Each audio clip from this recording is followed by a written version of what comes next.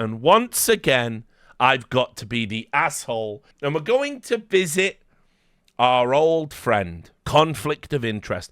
Conflict of interest has been malnourished of late, hasn't he? No one cares. They just, you do your thing, conflict of interest. No one's going to fight you. He's been starved of battle.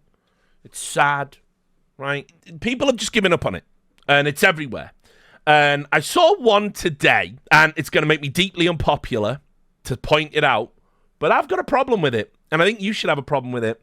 And I think we're going to have to get some sort of disclosure or statement around it, because otherwise it just percolates in the background, and who knows, right? So I want to just take you back in time to the HLTV Awards at the end of 2023.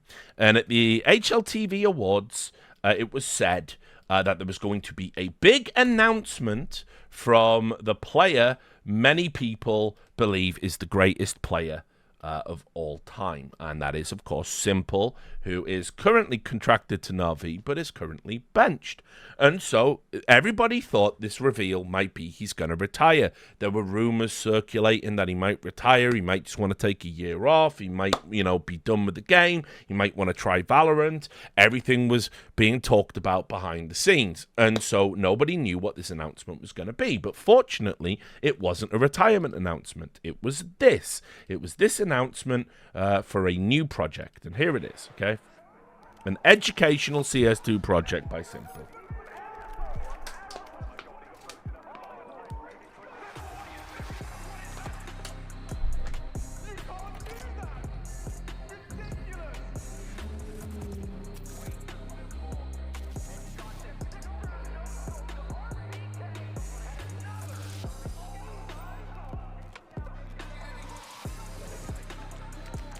Just don't need that anymore. Just toss that away.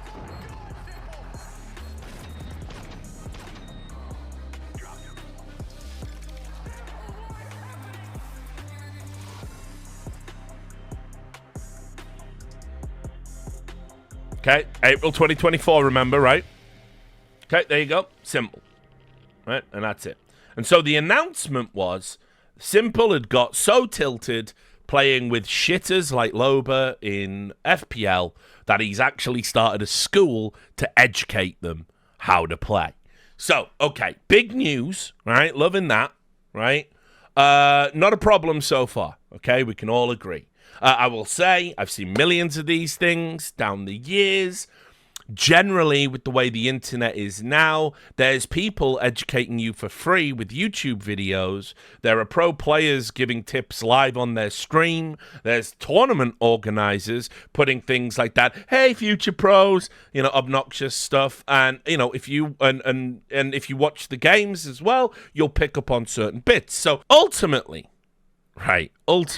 this shouldn't be an issue of any kind, right? It's just a standard project. It's probably not one that's going to have a lot of longevity. I think, you've got brand recognition as s1mple. A lot of people would relish the opportunity to learn from him. But I've seen people basically do this type of thing many, many times over. It never seems to last. But, maybe this one's different, right? Who really knows? So anyway, you fast forward in time after this announcement, okay, and it gets to today, and I was like, all right, this seems to be just standard announcements. Let me get the tweet. And so this tweet came out, right? We'll do the tweet. Here it is. And for some reason, they decided to take this picture with a lens that gives him the legs of a giant but the head of a gnome. This isn't actually s1mple's body shape. I met him in person. He's not actually like this. His legs are not twice as big as his torso in real life. I want to make that abundantly clear. Don't know what happened there, but, it's just one of those strange pictures. And also, his hands, if you look at the hand scale, look at me draw. That's one hand, okay? That equivalent is like that. It would mean he could put his palm under his chin and touch the back of his head with his fingers. Now, how would that be practical for a mouse or a keyboard? You'd be fucking huge. Like, his hands are as big as Shaquille O'Neal's there. Like, that's like... So anyway, obviously they've used a lens, yeah, because his head isn't that small. He's got a normal head as well. I want to make it abundantly clear. He's got normal legs, normal hands, and a normal head. And this picture somehow manages to make you think in some way or another all three are fucked. Anyway, it says, I'm ready to unveil my CS2 project, Play Like s1mple.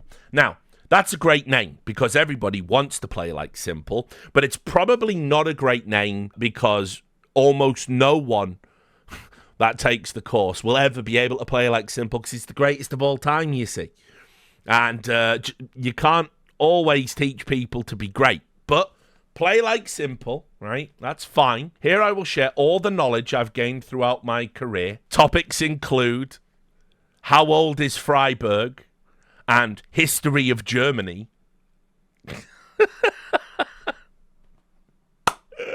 I'm just kidding.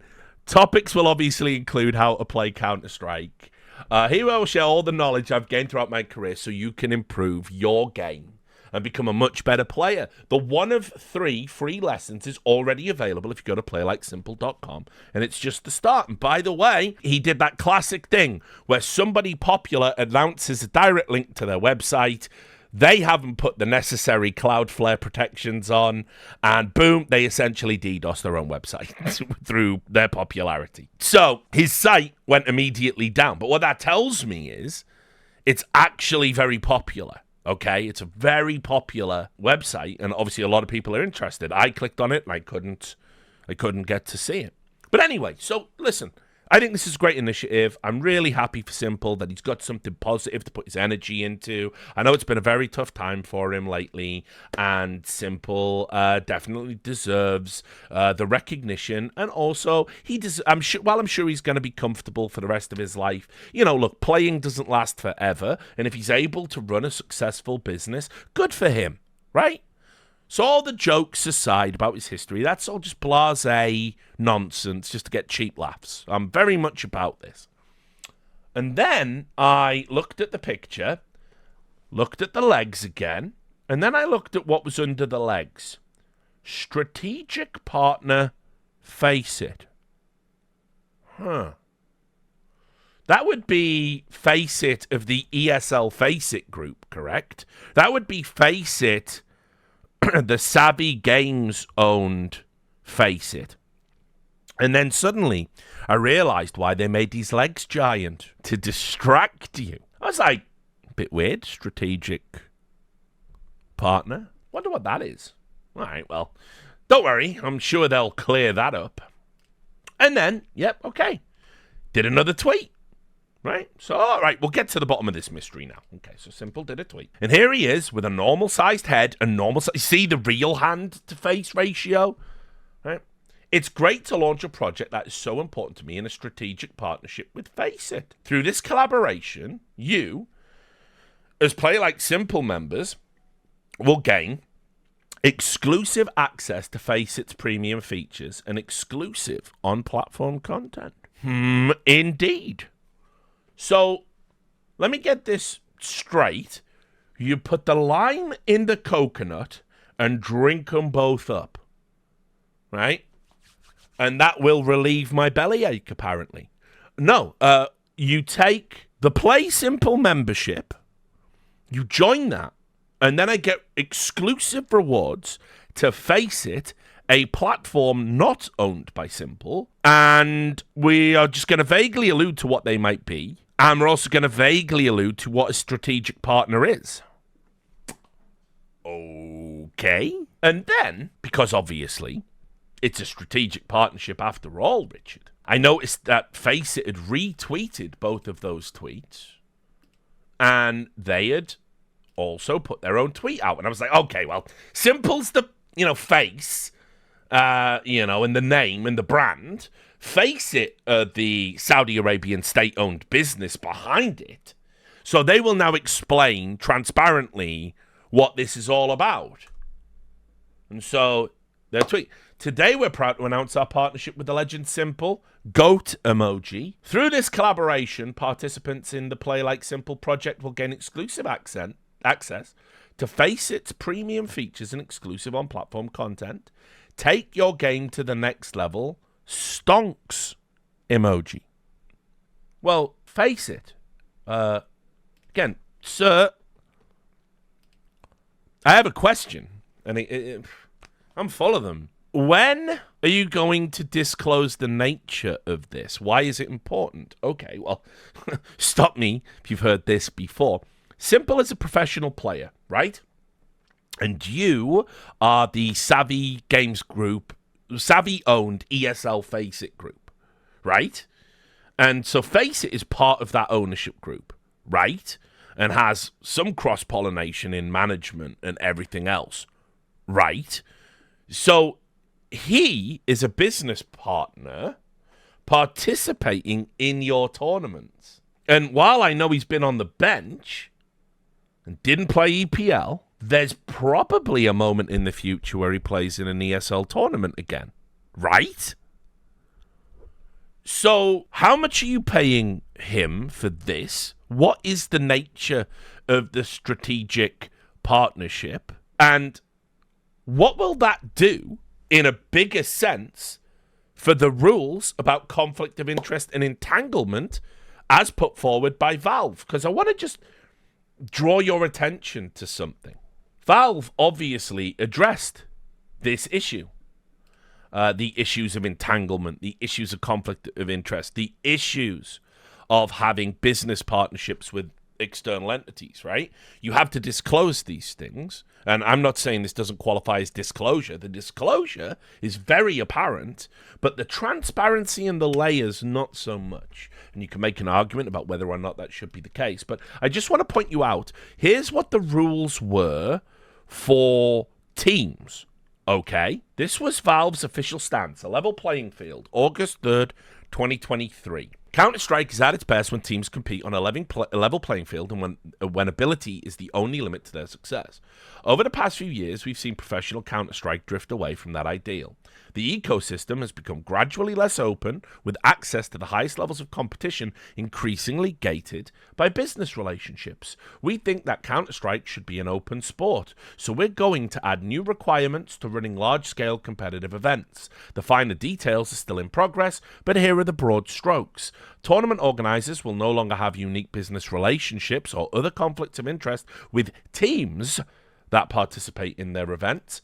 Invites to all tournaments will use our ranking system or otherwise be determined by open qualifiers, and any compensation for participating teams, prize pool or otherwise, will be made public and will be driven by objective criteria that can be inspected by the community. Since tournament organizers have existing long-term commitments, these requirements will take effect in 2025. There'll be some rough edges to this transition, but we're committed to the long-term health of Counter-Strike as a sport and are looking forward to its bright and open future. So I ask you, okay, just as a little theoretical exercise, what about business interests with players? What about contracts with players? Because, okay, so, Richard, why would it matter? Well, let's say, for instance, there was a disciplinary issue with s1mple in the future. I know it's crazy to think of, but let's say there was a disciplinary issue with s1mple in the future. He did something wrong in an ESL tournament, and then you go into that back room and you go, fuck, man, aren't you making money off my Play Like s1mple platform? Aren't I driving people towards FACEIT? And you're gonna fucking ban me? I don't fucking think so.